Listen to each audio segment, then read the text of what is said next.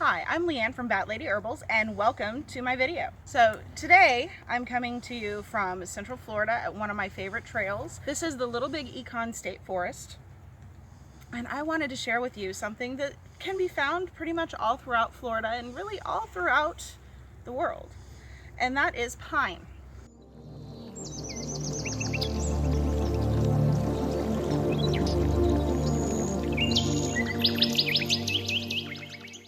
Now this beautiful tree,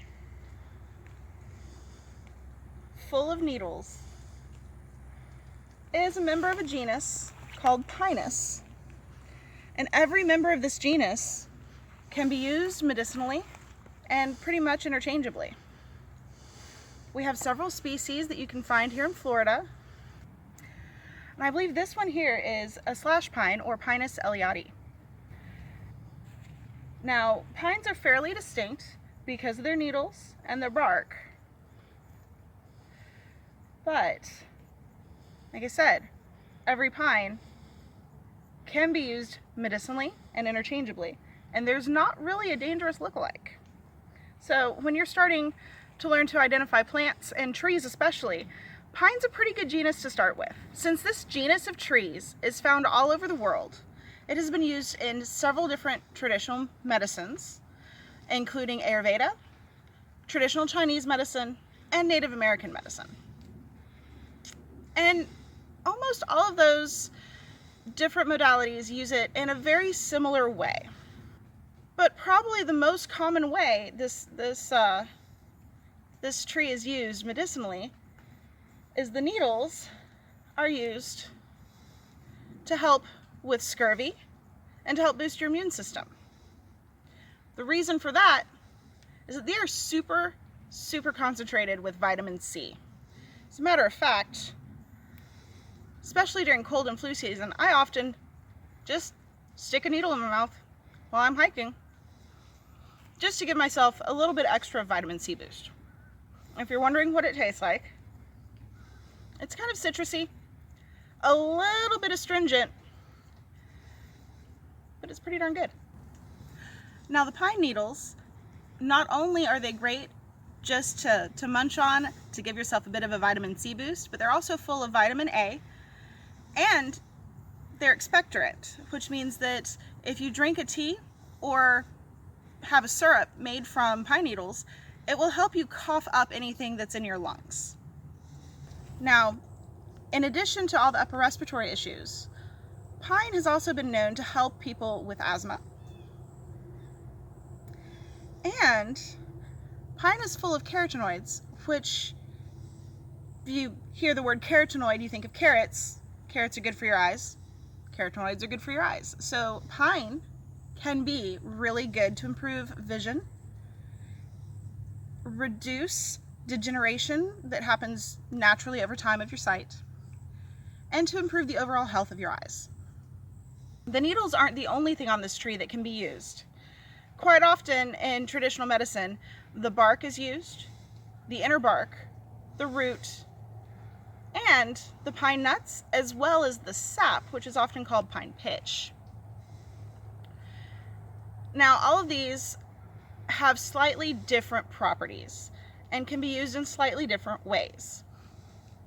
In addition to just chewing on the leaves, the needles themselves make an excellent tea.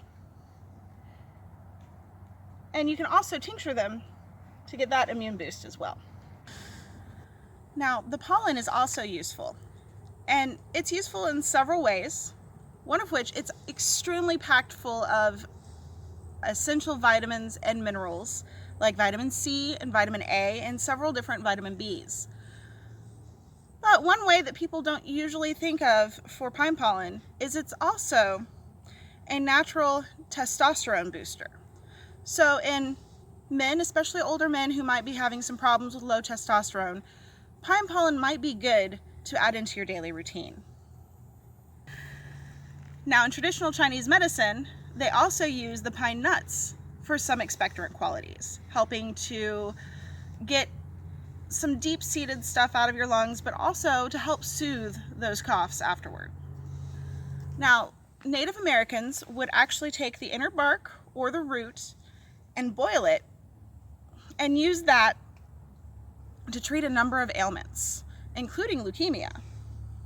But more commonly for things like cough, cold, laryngitis. In addition to the upper respiratory uses, the bark and the root can also be used to help improve circulation, improve the effectiveness of the heart and the circulatory system, kind of like a heart tonic, but also can help to lower blood pressure and cholesterol. Also, pine can help improve the production of red blood cells in our bodies, which not only helps with our circulatory system, but helps in a lot of other ways as well. It helps to improve our immunity and just is good for us overall. Might actually be a good thing for anyone who has anemia issues to consider. So, pine sap is an interesting thing. You see, when a tree gets wounded, like this one has had a little of a run-in with fire, but it also looks like it's had a couple scrapes, it kind of exudes this sticky substance like we would bleed. So, pine sap. Now this substance can be harvested. You can either dry it or use it fresh. It's great for wounds, especially burns, but fresh and sticky, it's great to help bind up some of those deeper wounds, stab wounds, scratches, things that you might have. And it's also antimicrobial, so it's going to keep it from being infected. It's going to help prevent a fungal infection as well as a bacterial infection because it does have antifungal properties. Just a word of caution with it though. It is extremely sticky and very difficult to clean off. You can't just use soap, you have to scrub at it for a while. So you don't really want to get it on your hands if you possibly can help it. And if you're using a knife to scrape it off, don't use your best knife. Maybe have a knife specifically for messy issues like pine sap. Now I do want to tell you about one word of warning when you're dealing with pine, and that is ponderosa pine, the specific species, is a little bit stronger in some of these properties than others, and as such might not be the best idea to use if you are pregnant or breastfeeding or with small children. Now, also if you have a pine extract or pine essential oils that are a little bit on the stronger side, taking them on a regular basis over a long period of time might cause some side effects. So if you do decide to add pine into your diet or into your daily routine, keep that in mind, and if you notice any kind of interesting stuff going on, maybe you should think about taking it out of your routine until you talk to an herbalist or a doctor. So thank you for joining me today. Once again, I'm Leanne from Bat Lady Herbals. Now, if you are curious about what you might find in your backyard and want me to come out to your house and help you figure that out, send me an email. My email address will be down below, and I will send you more information about backyard tours. You can also find my blog online at batladyherbals.com. If you really like what I'm doing and would like to support me, consider becoming a patron and find me on Patreon. The link for that will be down below. I also have a Teespring page, and you can find all kinds of interesting designs, t-shirts, face masks, a couple bags. Feel free to take a look at my shop there. Don't forget to like and subscribe. If you want to be notified about more of my posts, please hit that notification bell. And once again, have a wonderful day.